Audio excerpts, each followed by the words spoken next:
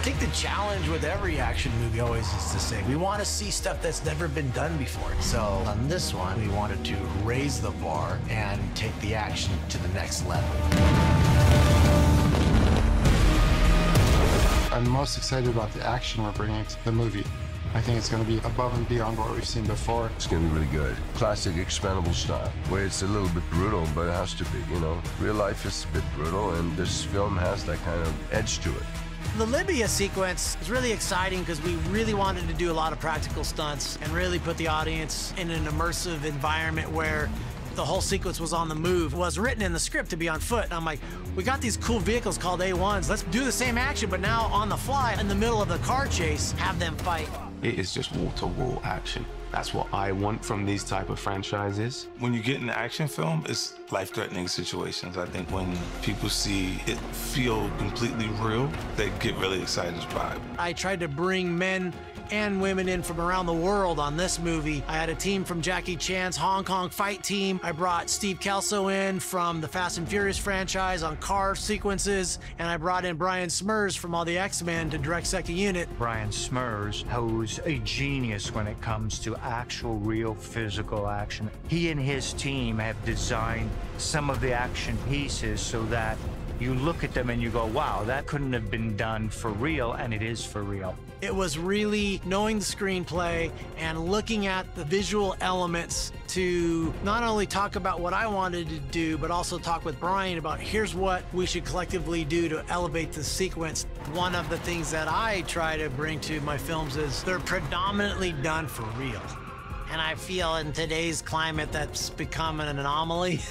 And we're doing so much in visual effects that we're kind of losing what action means. And so for myself, I'm looking for new and exciting ways that you've seen a car chase, but how is this different? We get to see some of our new characters like Galan and Easy in action. I need this for my neighborhood. We got all kind of stuff going on back here. Real action scene, we out here doing it. You're gonna love this right here. I'm coming in.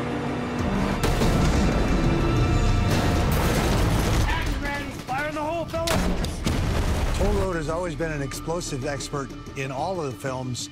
This is the first film where he actually gets to blow some stuff up, so obviously that excites me quite a bit.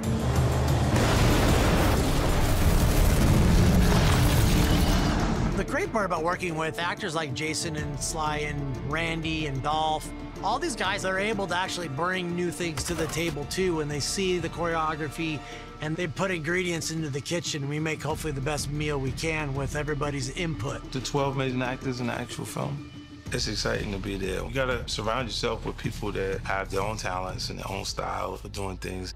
Scott's actually the mastermind behind this. We're super lucky to have him.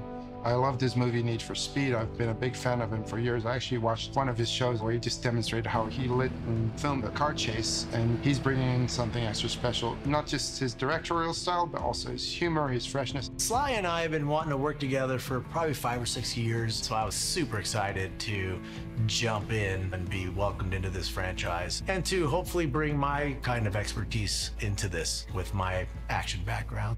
Scott wants to hear your opinions, and I think that synergy really works well with the cast and the director.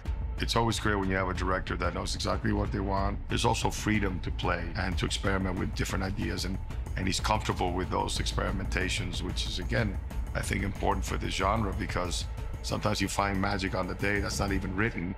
Andy Garcia and I go back to 1996. We were doing a film together called Desperate Measures, and I was a stunt double. And because of what I was able to do on that movie and get paid to do, it allowed me to fund my first movie as a director.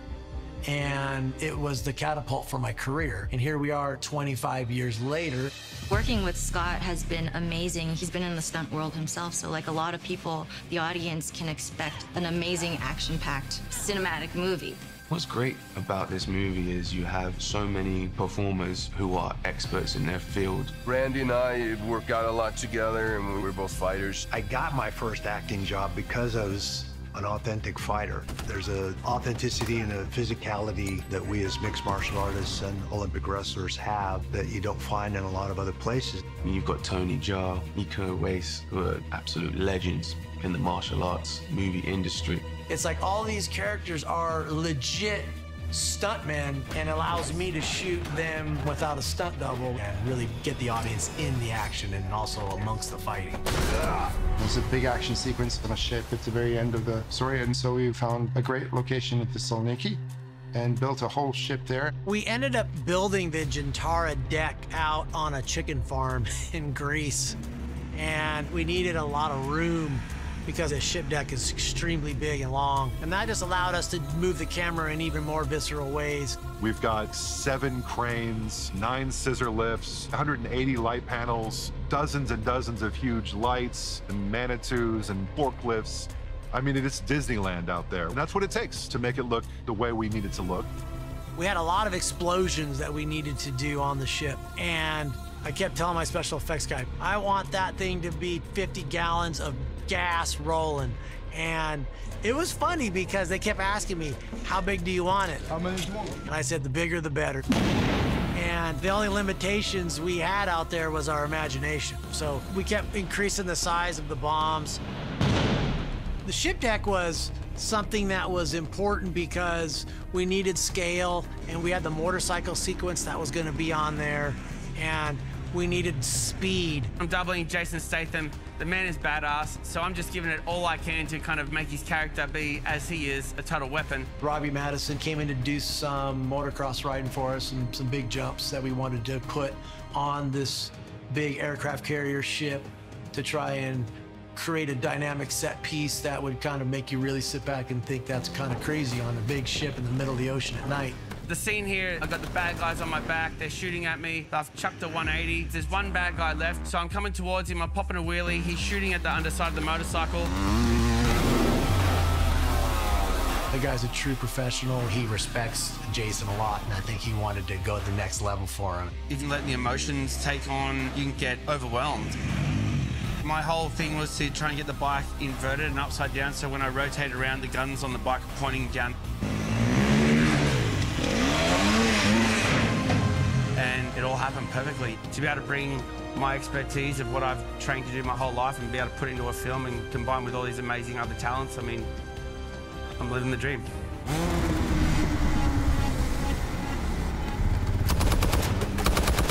Expendables is a franchise that you come to enjoy yourself. You're looking to get thrills, and I feel like we've been able to accomplish the fun factor in this movie.